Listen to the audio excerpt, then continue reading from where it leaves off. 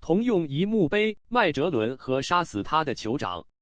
一个海员，一个大学生，一位哲学家和一位批判主义者，四个人结伴前往麦哲伦遇难的马克旦恩岛游览。在岛上一个很显著的位置，他们看到了一位旧日酋长的墓碑。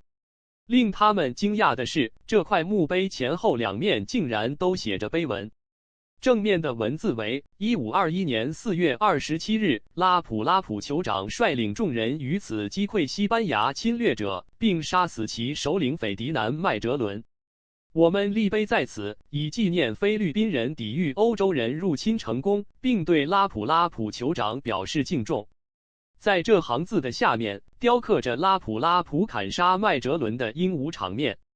而在碑的另一面，却是这样的文字：1521年4月27日，葡萄牙航海家斐迪南麦哲伦在此与马克旦恩岛酋长拉普拉普率领的众人交锋，因身受重伤，殞命于此。之后，其船队改由埃尔卡诺率领，于次年9月6日首次完成环球航行。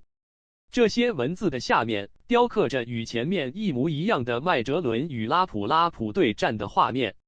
看到这里，那位海员首先感觉到了不公平。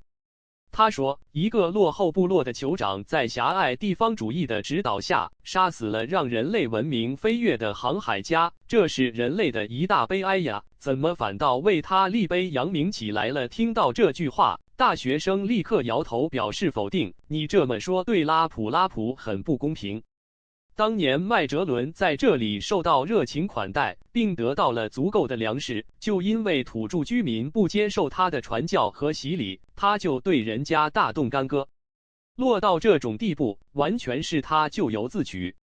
哲学家大笑了两声道：“这块两面碑既维持了民族尊严，又记述了历史事实，既缅怀了人类文明进程的艰难，又赞叹了民族主权应有的庄严，所以非常不错。”批判主义学者则一撇嘴道：“没有是非，不分善恶的说法都是中庸且滑稽的，让两种截然相反的态度同时出现在一块碑上，这要么是拉普拉普的悲哀，要么是麦哲伦的不幸。”大道理，当人们按照自己的逻辑和需要发表见解时，辩论便开始了。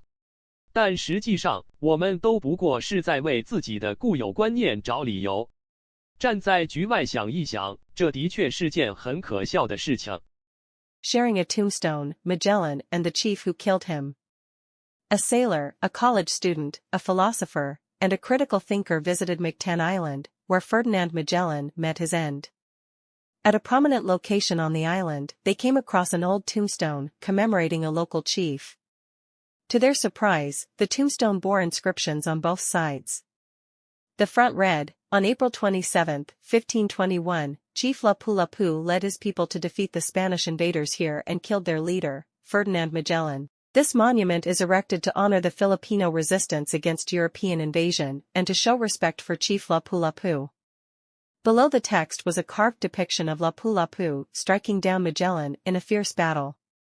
On the reverse, the inscription stated, "On April 27, 1521, Portuguese navigator Ferdinand Magellan engaged in battle here with the forces led by Chief Lapu-Lapu of Mactan Island.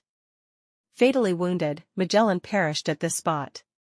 His fleet, later commanded by Juan Sebastián Elcano, went on to complete the first circumnavigation of the globe on September 6 of the following year. Beneath this text was an identical depiction of the battle between Magellan and Lapu-Lapu.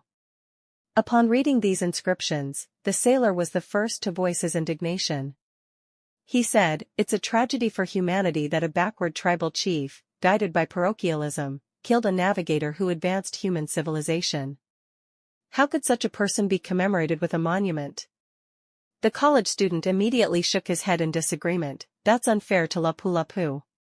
Magellan was warmly received here and provided with ample provisions. Yet he resorted to violence just because the locals refused his missionary efforts and baptism. What happened to him was entirely his own doing." The philosopher chuckled and remarked, "This two-sided tombstone strikes a fine balance. It upholds national dignity while recording historical truth. It memorializes the arduous progress of human civilization while also celebrating the sanctity of national sovereignty." I think it's excellent.